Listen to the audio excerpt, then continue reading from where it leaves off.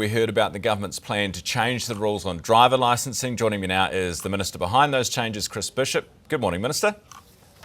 Good morning. Hello from sunny Paihia. Yeah, is it?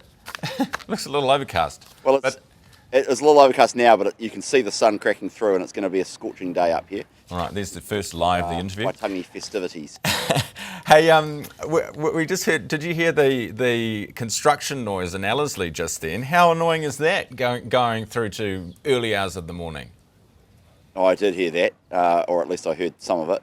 Yeah, I mean, you wouldn't want that near to you during the night. So yeah, it's a bit rough on those residents. Yeah, it is. Hey, let's talk about the driver licensing. What's really driving the change? Is it trying to get people into work? Is it that you think this will be safer?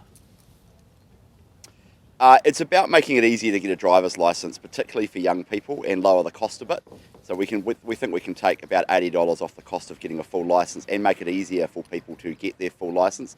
We know that having a full driver's license is a real critical enabler of work. That's why Louise Upton and I announced it yesterday at a training provider that works with young people, in particular getting them driver's licenses. So it's about helping on that side of things, and we think we can maintain or actually improve, in some cases, road safety outcomes as well, because we're better calibrating the system to make sure it focuses on learner drivers and new rules around zero alcohol rules, for example, for all learner drivers and people on their restricted, which is not the case at the moment. So I think it's a nice, good, balanced package. We haven't looked at our driver licence rules since 2011, so it's 15 years now. So you've got to look at these things every now and then, and we think we've come up with a good package. Yeah, fair enough. How did you do on your sitting your test, and did you pass them all first time round? I did. Yes, I did. There were a lot of people, including some colleagues of mine, who didn't. But I did. But I didn't actually sit my full licence until I was quite a lot later in life for a variety of reasons. So I sat on my restricted for quite a long time, which is actually what a lot of people do, because going to get that second practical test to move from your restricted to your full is it's time and money, and it's an effort. And so a lot of people just sit on their restricted, and we actually don't want people doing that. No, we don't. When you say a variety of reasons you didn't set your full till later, what was the reasons? Oh, I moved to Auckland. I didn't need a car. I didn't own a car, so there wasn't a need to actually go and get one. So I grew up next to a train station. I took the train to and from school. So, a lot of young people not as frankly privileged as I was to live next door to a train or live near a train station, being able to take the train to and from school. So people, a lot of young people need their car.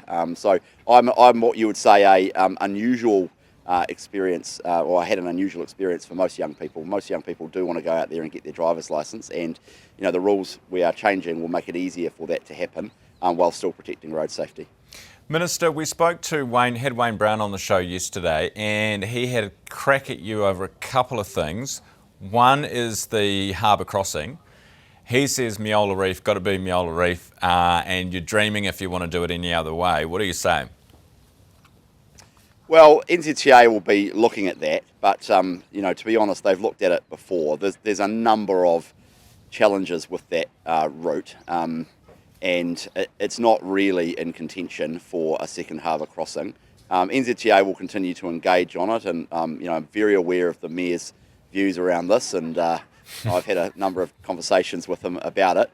Huge respect for Mayor Brown, but it's one thing to kind of say, well, that's the route, and I think on paper it'd be easier. It's another thing to actually look at this geology of the ground, and look at the geotech work, and look at how it feeds into the rest of the Auckland transport network as well. So we've got to get this decision right, and so we will be engaging with the Mayor around this decision, and as I've said publicly a number of times now, we'll also be engaging with the opposition around this, because this will be the biggest infrastructure project in New Zealand history.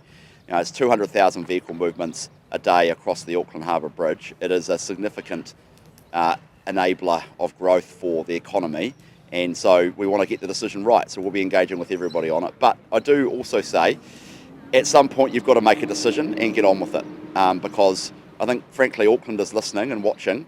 Will be aware that we've kind of kicked the tyres on what do we do about a harbour bridge replacement for a long time now, and this year we will make a decision. This year you'll make a call. when will we start to see shovels in the ground?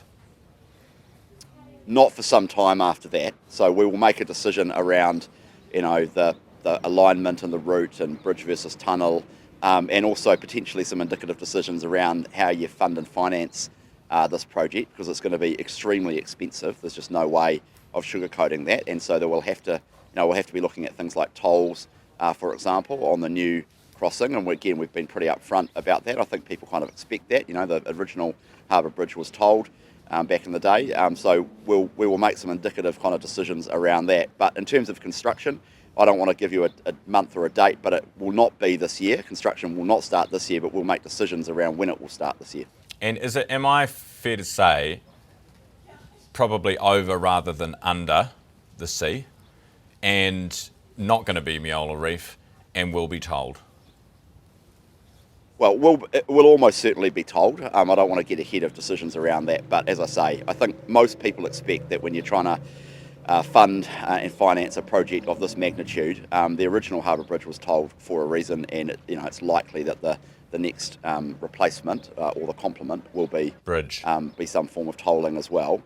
So we haven't made a decision about a bridge versus tunnel. Obviously, Meola Reef will continue to engage with the mayor on, but I do have to be honest with Aucklanders and New Zealanders and say that the two kind of options are basically a bridge or a tunnel.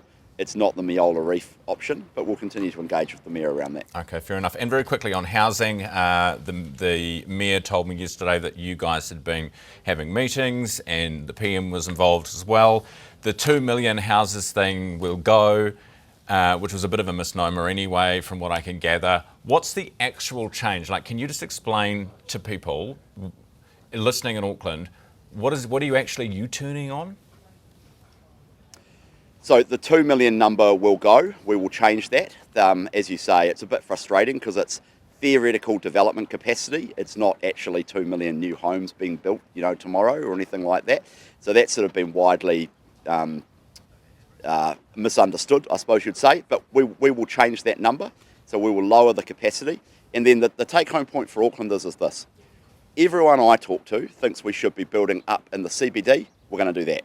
Everyone I talk to says we should be building by train stations, particularly the City Rail link stations. We will allow the council to allow much more of that.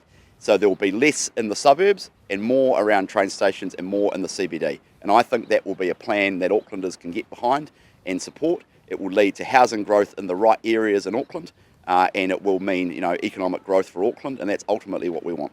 All right, Minister, really appreciate your time this morning. Thanks so much for being with me. Enjoy Waitangi.